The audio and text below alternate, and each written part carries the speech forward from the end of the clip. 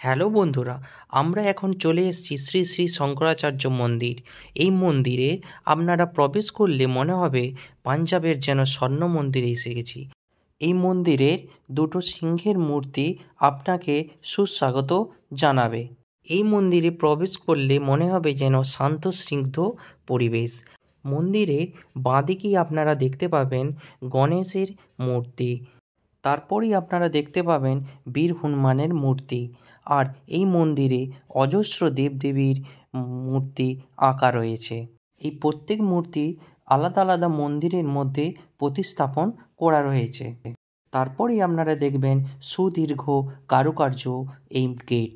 আপনারা দেখতেই পেয়েছেন এত সুন্দরভাবে এই গেট তৈরি করেছে। আর হাজার হাজার দেবদেবীর এই গেটের মধ্যে আঁকা রয়েছে। এইটাই হচ্ছে মেন মন্দির শঙ্করাচার্যের। আর এই যে ভোলে বাবার বাহন আপনারা দেখতে পেয়েছেন বন্ধুরা আপনারা দেখতেই পেয়েছেন এই সুন্দর পরিবেশ আর এই সুন্দর মন্দিরে কে না আসতে চায়। তাই আমরা চলে গেলাম এই মন্দিরে। হ্যাঁ বন্ধুরা, আপনারা দেখতেই পেয়েছেন এই সুন্দর সুন্দর এবং মনে হচ্ছে যেন অযোধ্যার যে রাম মন্দির হয়েছে সেই ঠিক এভাবেই এইটা তৈরি করা হয়েছে।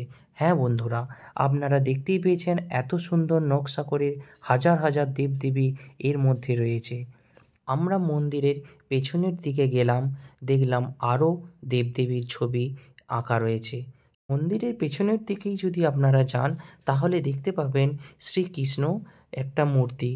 মন্দিরের সামনে আপনারা দেখতে পাবেন একটা শিবলিঙ্গ।